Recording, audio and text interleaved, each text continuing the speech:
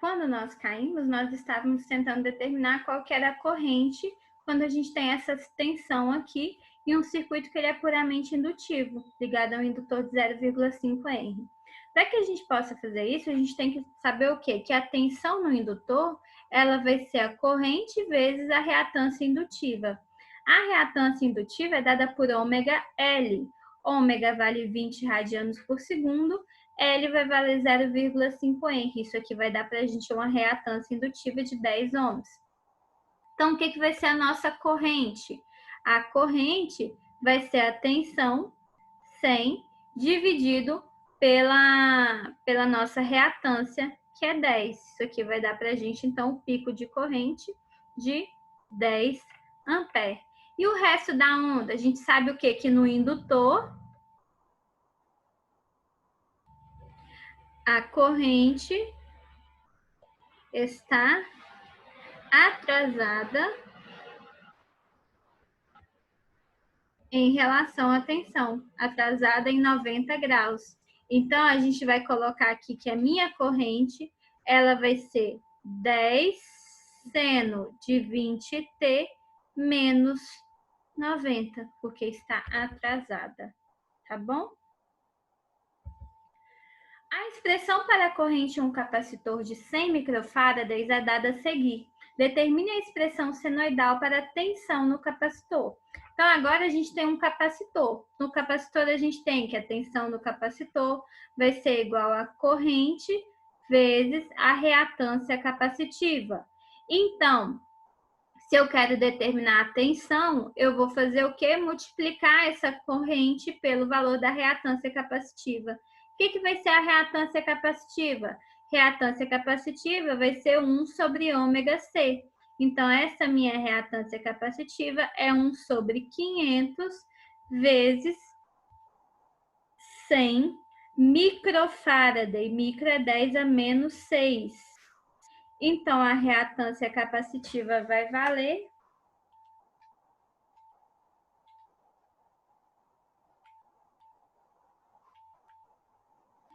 20 ohms. O que vai ser a nossa tensão? Nossa tensão ali de pico, ela vai ser 40 vezes esse valor da reatância capacitiva. 40 vezes 20 vai dar para a gente uma tensão de 800 volts. E a minha onda de tensão? Eu sei o quê? Que no capacitor, a minha corrente é adiantada em 90 graus. Se a corrente é adiantada em 90 graus em relação à tensão, quando eu vou fazer aqui a da tensão, meu V vai ser 800 seno de 500T mais 60, que é o que está aqui. Eu quero escrever a tensão. Se a corrente é adiantada, a tensão ela vai ser atrasada em 90 graus no capacitor. Então, essa minha tensão no capacitor vai ser 800 seno de 500T mais 60 menos 90 menos 30. A corrente no indutor é de 0,1 Henry. É dada nos itens A e B a seguir. Determine em cada caso a expressão para tensão no indutor.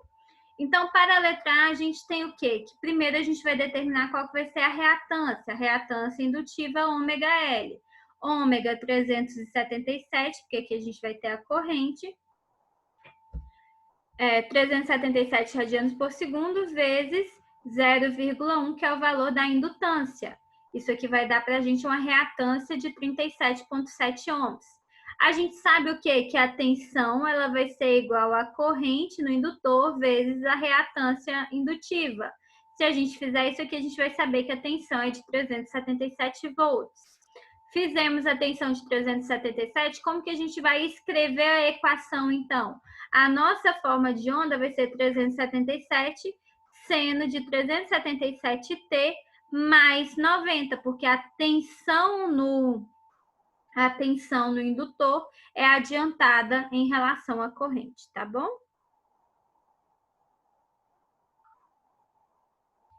Na letra B, a gente vai fazer a mesma coisa, a nossa reatância capacitiva continua com o mesmo valor, a tensão, então, vai ser igual à corrente, que é 7 vezes essa reatância, que deu 263,9. Como a gente sabe que no indutor a tensão é adiantada em relação à corrente, a gente vai fazer o quê? Repetir o que está dentro do parênteses, 377 menos 70, mais 90. Então, isso aqui vai dar para a gente, no final, uma forma de onda que é 263,9 seno de 377t mais 20. A expressão para a tensão em um capacitor de 1 microfarad é fornecida a seguir. Qual a expressão senoidal para a corrente? Mesma coisa, então a gente vai determinar primeiro a reatância capacitiva. Determinei a reatância capacitiva, eu vou achar qual que vai ser o valor dessa corrente. Então, no caso aqui, 12 miliampere, o valor da corrente. No capacitor, a gente sabe o quê? Que a corrente é adiantada em relação à tensão. Se a corrente é adiantada, eu vou somar 90 graus, tá bom? E assim sucessivamente. Aqui tem mais alguns para vocês fazerem. E aí a gente vai partir para fasores. Então, o que é um fasor? Quando a gente está estudando no domínio do tempo, a gente vai precisar saber não somente qual é o valor de amplitude dessa onda, mas quais são os ângulos de fase característicos de cada uma, para que a gente possa comparar duas ondas. Então, se essas duas ondas elas estão na mesma frequência, aquele ângulo de fase a gente chama de defasamento angular, e é a partir daquele ângulo que a gente consegue comparar duas ondas. O fasor é uma forma que a gente tem para comparar essa onda, que ele vai trazer qual que vai ser a amplitude daquela onda e a sua defasagem angular, qual que é o valor daquele ângulo de fase que a onda tem. Então, o fasor ele vai ser uma grandeza com módulo e sentido variante no tempo.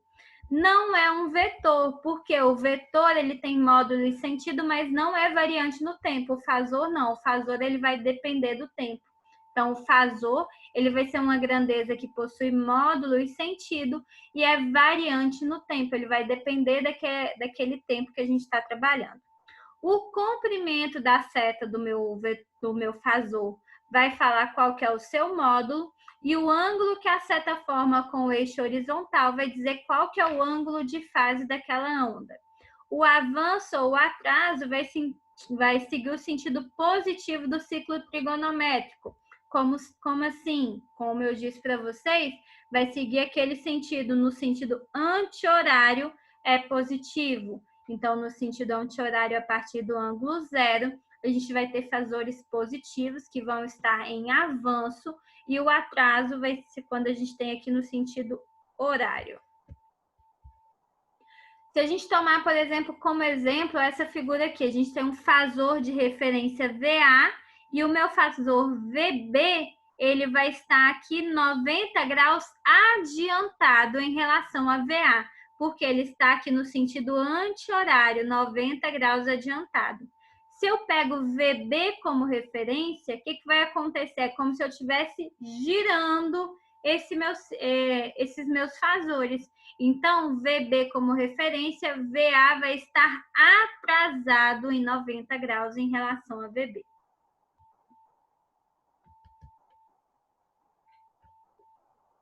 Quando duas ondas estão em fase, a gente fala que o ângulo de fase entre essas duas ondas é igual a zero. Isso aqui acontece quando a gente tem a tensão e corrente em um circuito resistivo. Então, elas estão em fase, o ângulo de defasagem é igual a zero. Se o ângulo de defasagem é igual a zero, as amplitudes elas vão se somar. Quando as ondas estão exatamente fora de fase, o ângulo de defasagem vai ser de 180.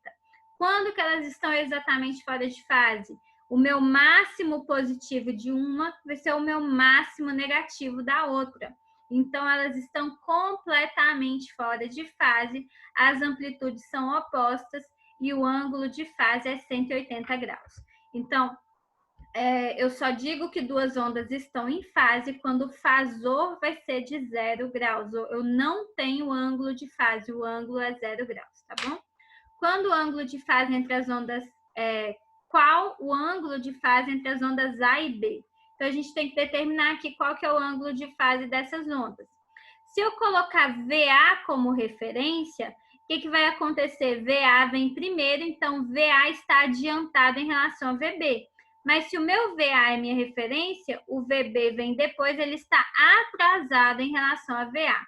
Qual vai ser o ângulo de fase? A gente tem aqui o ângulo 30 graus, o valor desse ângulo. VA como referência, VB está atrasado em 30 graus. Se eu tenho VB como referência, VA está adiantado em 30 graus. 90 não, desculpa. Como a amplitude B é maior que a amplitude A, o meu fasor B ele vai ter um comprimento maior do que o meu fasor A, tá bom?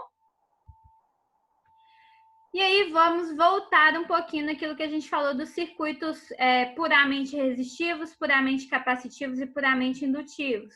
Então, em circuito CA, quando a gente tem resistência, como eu já disse para vocês, a gente pode analisar esse circuito pelos métodos de circuitos em corrente contínua. A gente vai usar que a tensão ela vai ser igual a resistência vezes a corrente, e os dois eles vão estar em fase. Então, a tensão e a corrente estão em fase, o ângulo de fase vai ser igual a zero, e eu posso usar todas essas equações. A minha potência eu posso achar a partir dessa equação aqui, onde a potência ela vai ser igual a tensão vezes a corrente, ou a potência ainda vai ser igual a corrente ao quadrado vezes a resistência. Então, essas equações que a gente utilizava lá para análise de circuito em corrente contínua, a gente vai poder utilizar, porque as ondas estão em fase. Se eu tenho um circuito que ele vai ter indutor, que é aquele circuito puramente indutivo, eu vou ter que levar em conta essa indutância no circuito. Então, o circuito puramente indutivo, a corrente que passa pela indutância estará atrasada em 90 graus em relação à tensão. Então, num circuito que eu só vou ter indutor, eu vou ter esse atraso de 90 graus. A corrente é atrasada em 90 graus. Então, aqui, se a minha corrente é a referência, o que acontece com a tensão? Ela está adiantada em 90 graus, ok? Um circuito RL, quando a gente fala circuito RL, RC, RLC, o que significa isso? Um circuito RL é um circuito que ele só vai ter resistência e indutores. Um circuito RC ele vai ter resistência e capacitor. Um circuito RLC ele vai ter um resistor, um indutor e um capacitor. Então, um circuito RL ele é formado de um resistor com um indutor. Esse circuito ele pode ser em série ou em paralelo. Quando o indutor é ligado em série com o resistor, a corrente ela vai ser limitada por ambos os dispositivos. Como assim? Tanto o indutor vai gerar uma reação à passagem dessa corrente, quanto o resistor vai causar aquela resistência à passagem da corrente elétrica. Como a gente já viu, a reação à passagem da corrente elétrica do capacitor, a gente vai chamar de reatância do capacitor, não, do indutor, que eu estou falando do indutor. Então, a gente vai chamar de reatância indutiva. XL é igual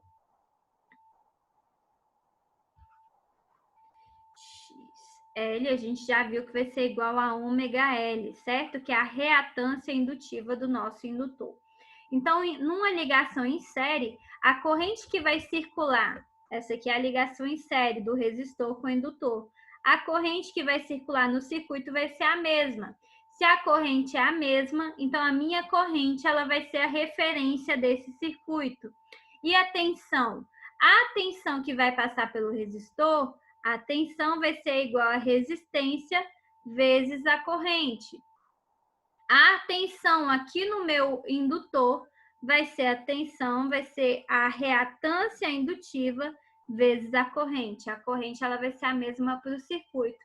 E a tensão total da fonte? A tensão total da fonte a gente consegue determinar por meio dessa equação aqui. A tensão ela vai ser a tensão do resistor ao quadrado mais a tensão no indutor ao quadrado, e a gente vai retirar essa raiz quadrada. Quando a gente faz isso, a gente acha o valor dessa tensão aplicada na fonte. E o ângulo de defasagem entre a tensão e a corrente? O ângulo de defasagem entre a tensão e a corrente a gente consegue determinar como sendo o arco tangente de VL sobre VR, o arco tangente da tensão no indutor sobre a tensão no resistor. Isso a gente já sabe qual que é, porque se eu sei qual que é a indutância do meu indutor e qual que é a reatância do meu resistor, eu consigo encontrar suas tensões, porque a corrente é a mesma, então eu consigo encontrar esse ângulo de fase. Esse ângulo de fase aqui ele vai dar positivo, por quê? Porque a tensão ela é adiantada em relação à corrente, porque a nossa corrente ela vai ser a referência. Um circuito, por exemplo, vamos fazer um exemplo aqui. Um circuito RL série CA tem uma corrente de 1 ampere de pico com resistência de 50 ohms, reatância indutiva de 50 ohms. Calcule a tensão no resistor, a tensão no indutor, a tensão total do circuito e o ângulo de defasagem e faça o diagrama de fasores entre a tensão total e a corrente. Primeira coisa que a gente vai fazer é determinar quais são as tensões no nosso resistor e a tensão no nosso indutor. Tensão no resistor, eu sei que vai ser igual a corrente vezes a resistência. Corrente vale 1 ampere, resistência 50 ohms, isso vai dar para a gente uma tensão de 50 volts no resistor. No nosso indutor, a gente sabe o quê? Que a tensão no indutor é igual a corrente vezes a reatância indutiva. Reatância indutiva 50 ohms. Isso aqui vai dar para a gente também uma tensão de 50 volts. Aqui vem a grande diferença. Se a gente estivesse num circuito em corrente contínua, quando a gente tem duas quedas de tensão, a gente somente soma. Mas aqui não, é um circuito em corrente alternada. Então, a tensão total no circuito vai ser a raiz quadrada da tensão no resistor ao quadrado mais a tensão no indutor ao quadrado. Quando a gente faz isso aqui, a gente vai encontrar que a tensão vai ser 70,7 volts. A tensão 70,7 e a nosso ângulo de fase vai ser arco tangente de VL sobre VR, arco tangente de 1 dá 45 graus. Como a corrente é a nossa referência, a tensão ela está 45 graus adiantada em relação à corrente. E se a gente quisesse representar o sinal, se a gente quisesse representar esse sinal aqui, a corrente ela seria igual ao quê? 1, porque o valor de pico dela é 1, seno de ômega t. E a nossa tensão seria 70,7 seno de ômega t mais 45, porque a tensão está adiantada em 45 graus. E o ômega? Quero achar o ômega. Para que a gente possa achar o ômega, a gente precisaria do valor da nossa indutância, que a gente conseguiria achar qual que é a frequência aqui. Como não tem, a gente só coloca em relação dessa frequência angular. O resultado da adição dos fasores resistência e reatância indutiva a gente vai chamar de impedância. Então, impedância é representada pela letra Z e é medida em ohms também. Então, a impedância ela vai ser igual a Z, vai ser a raiz quadrada de R ao quadrado mais XL ao quadrado. Isso para um circuito que é um circuito RL. Então, a impedância R ao quadrado mais XL ao quadrado. Se eu quero determinar a tensão total do circuito, vai ser igual ao quê? Vai ser a corrente total que passa nesse circuito vezes a impedância do circuito, ok?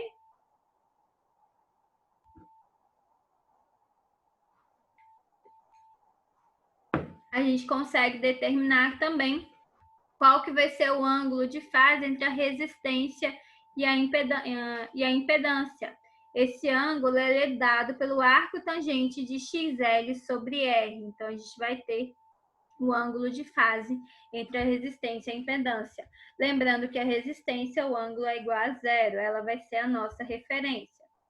Para circuitos indutivos ligados em paralelo, quando a gente tem um circuito indutivo em paralelo, nós vamos ter que a corrente vai se dividir. Então, a gente vai ter uma corrente passando pelo ramo do resistor, uma corrente passando pelo ramo do indutor. E essa corrente total aqui, ela vai depender dessas outras duas. e a tensão vai ser a mesma. Então, num circuito indutivo em paralelo, a minha tensão é a referência e a minha corrente, ela vai depender dos dois elementos, tanto do resistor quanto do meu indutor. O que é a corrente no ramo resistivo? Vai ser a tensão dividido pela resistência.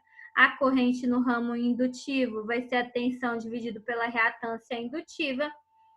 E a corrente total, ela vai ser dada pela raiz quadrada da corrente no ramo resistivo ao quadrado mais a corrente no ramo indutivo ao quadrado. E a defasagem angular vai ser o θ, vai ser o arco tangente de menos IL sobre IR. Por que negativo? Porque quando a gente tem um indutor no circuito, esse indutor, a corrente ela vai estar atrasada em relação à tensão. Como a nossa tensão é referência, a corrente aqui ela vai estar atrasada. Por isso, o sinal de menos aqui. Exemplo, um circuito RL paralelo CA tem tensão de pico 100 volts aplicada através de uma resistência de 20 ohms e uma reatância indutiva de 20 ohms. Calcule a corrente no resistor, a corrente no indutor, a corrente total e o ângulo de defasagem e desenhe o diagrama fasorial. Primeiro, vamos determinar nossas correntes. Corrente no resistor vai ser a tensão no resistor dividido pela resistência. Tensão no resistor é a mesma tensão na fonte. Então, a gente vai pegar 100 sobre 20, que vai ser igual a 5 amperes. Para o indutor, tensão 100 sobre 20 igual a 5 amperes também. A nossa corrente total, então, a gente vai fazer através dessa equação aqui, que vai ser a corrente no resistor ao quadrado mais a corrente no nosso indutor ao quadrado, raiz quadrada dessas duas. Vai dar para a gente uma corrente de pico de 7,07 amperes. E o ângulo de defasagem vai ser o arco tangente de menos 1, que vai dar menos 45 graus. Como a minha tensão é a mesma, a minha tensão é a referência. A minha corrente, então, ela vai estar atrasada em 45 graus em relação à minha tensão. Vejam, só prestem atenção que quando nós temos um circuito RL, esse ângulo ele vai depender dos valores da resistência da indutância. Ele não vai ser nem 0, nem 90 graus, porque se ele fosse 90 graus, seria um circuito puramente indutivo e 0 um circuito puramente resistivo. Mas os dois, eles causam essa reação, essa resistência à passagem da corrente elétrica. Então, os dois vão influenciar na determinação do ângulo de fase. Até aí, tudo bem? Ok. Sim. Então, mais um exemplo, esse de impedância. Qual a impedância relativa a um resistor de 200 ohms em paralelo a uma reatância indutiva de 400 ohms? Suponha que a tensão VT aplicada seja de 400 volts. Então, a gente tem o quê? Primeira coisa que a gente vai fazer é determinar quais vão ser as correntes. Porque eu sei que a minha tensão total, ela vai ser igual à impedância vezes a corrente total. Então, essa impedância aqui, para que eu encontre ela, eu tenho que achar a tensão dividida pela corrente. A minha tensão no circuito em paralelo é a mesma, mas a minha corrente não. Então, vamos determinar qual que é a corrente. No resistor, 2 amperes. Corrente no indutor, 400 sobre 400, que é o valor da reatância, 1 ampere. Então, a minha corrente total do circuito vai ser IR ao quadrado, raiz quadrada de IR ao quadrado mais IL ao quadrado. Raiz quadrada de 4 mais 1 vai ser igual a raiz quadrada de 5, que é 2,24 amperes. Esse é o valor da corrente total do circuito. Desculpa. Então, se a minha tensão é 400 volts, minha corrente eu determinei que é 2,24. Com isso aqui, eu vou achar que a minha impedância vai ser de 178,6 ohms, ok?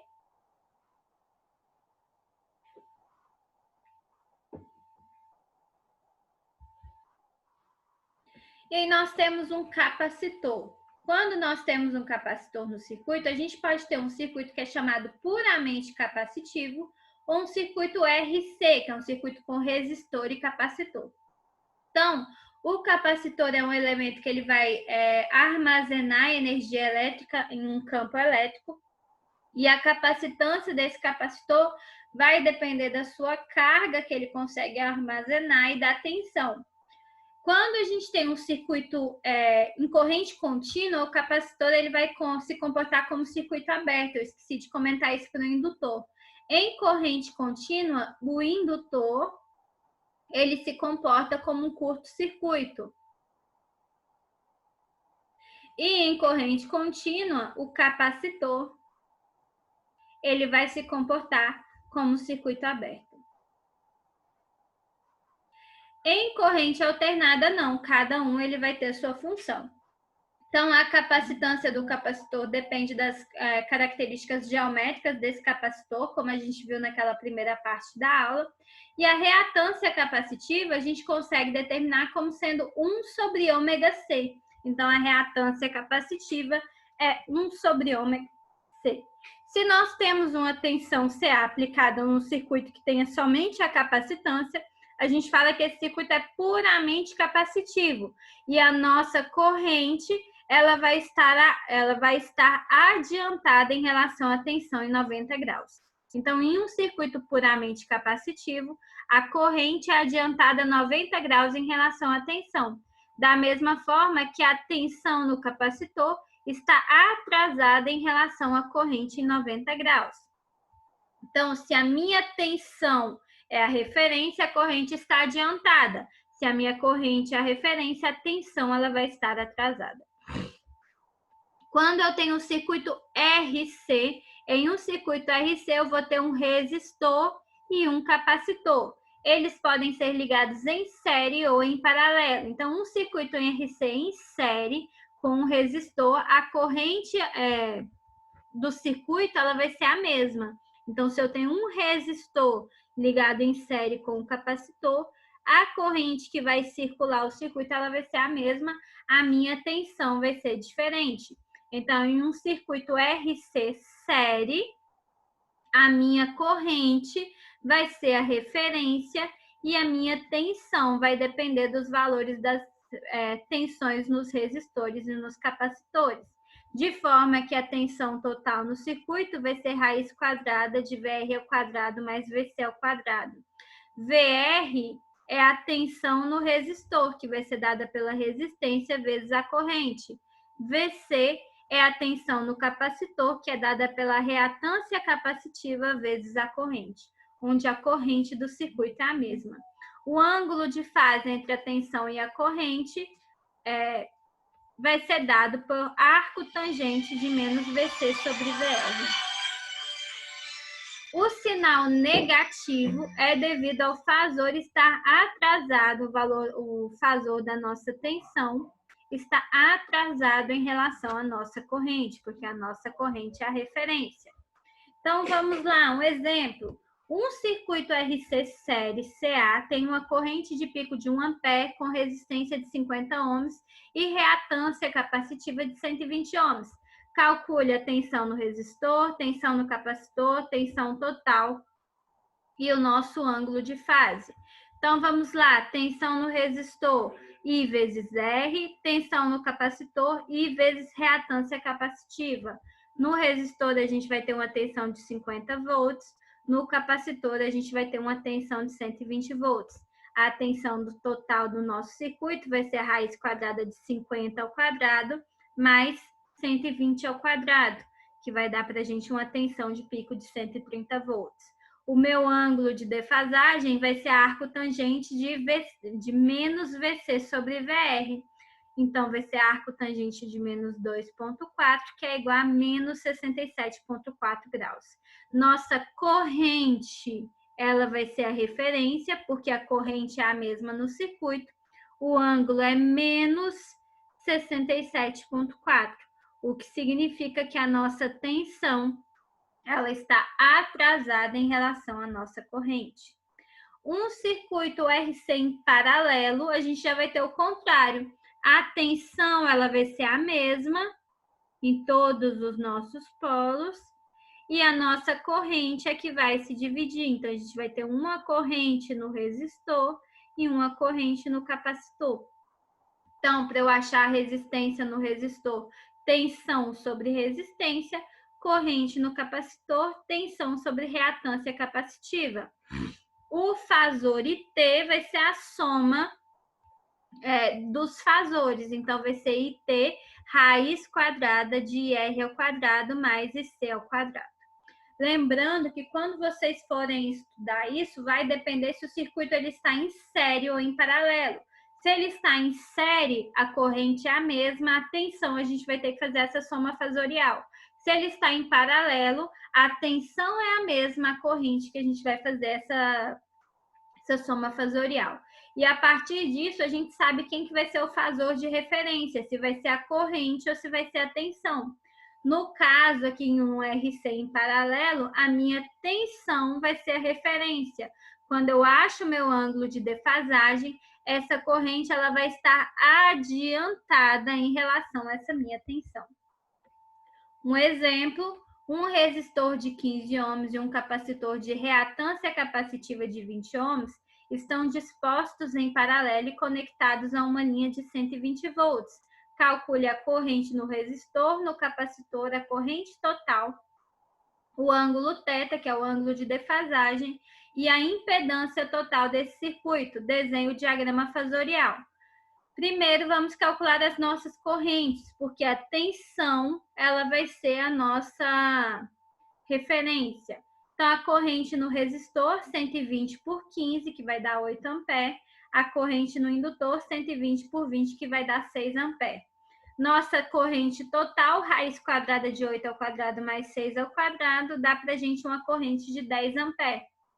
O θ, que é aquele ângulo de defasagem, vai ser o arco tangente de IC sobre R. Arco tangente de 6 sobre 8 vai dar 36,9 graus. Como a minha tensão é a referência, a minha corrente ela vai ser adiantada em 36,9 graus. Minha impedância ela vai ser dada porque a tensão total no circuito dividido pela corrente total no circuito. Então, a impedância é 120 sobre 10, que é 12 ohms. Tudo bem?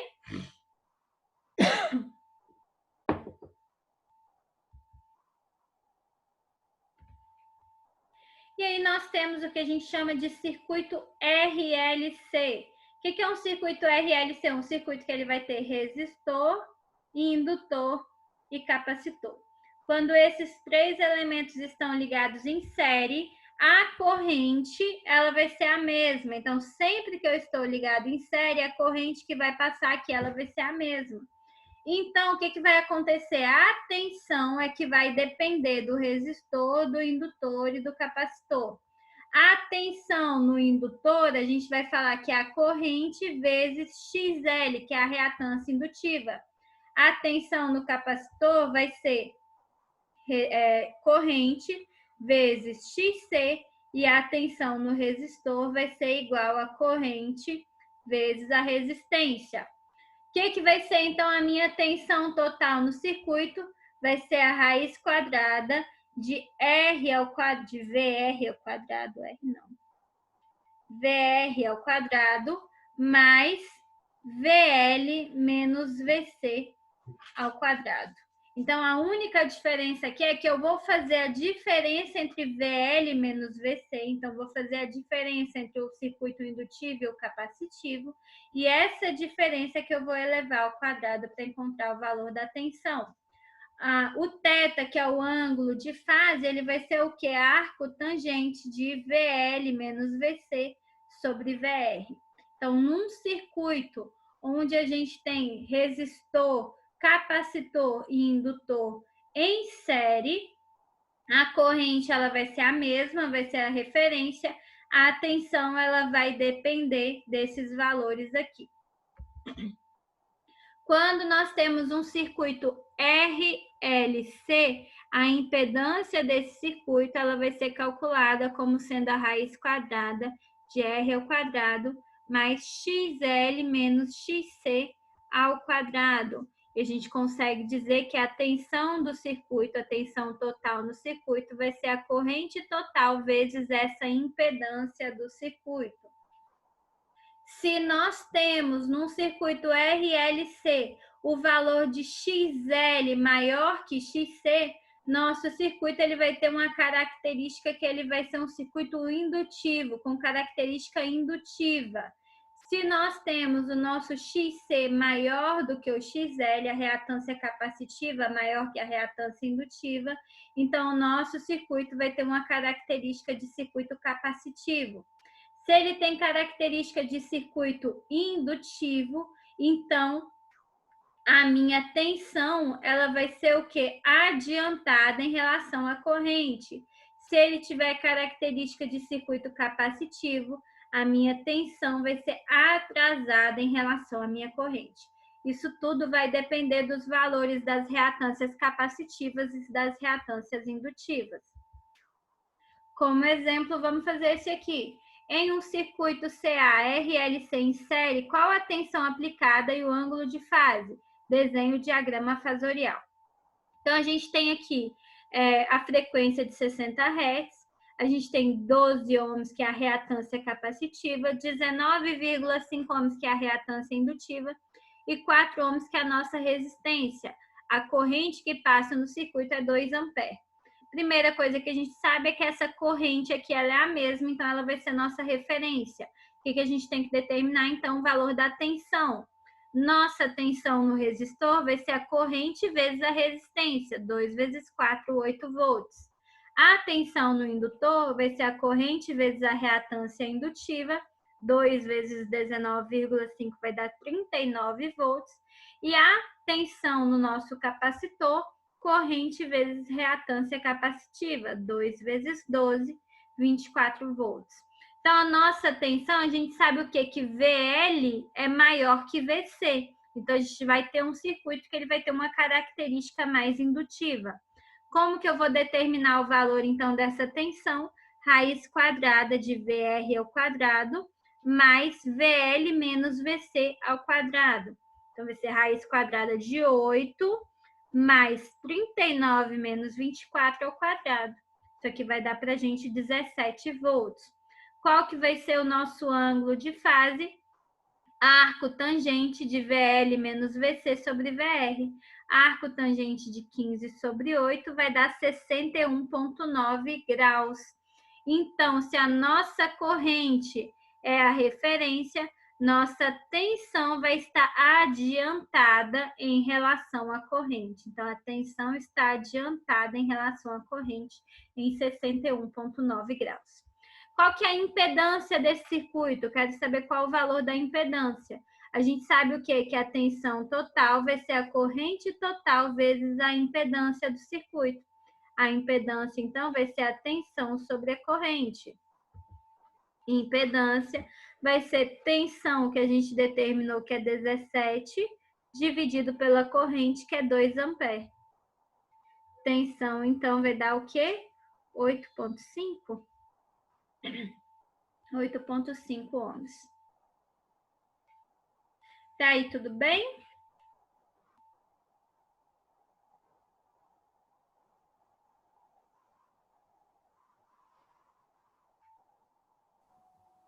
Vai, né, professora? Vamos ver. Vai dar tudo certo. Vocês vão ver que quando vocês forem fazer os exercícios, não é tão complicado quanto parece. Então, a impedância Z sempre vai ser a soma dos fasores R, XC e XL. Sempre que a gente for trabalhar com a impedância, ela vai ser a soma desses fasores, onde a gente sempre vai fazer XL menos XC. Por que sempre XL menos XC? Porque esse valor, quando a gente eleva ele ao quadrado, mesmo ele sendo negativo, a gente vai ter aquele valor positivo. Então, a gente pode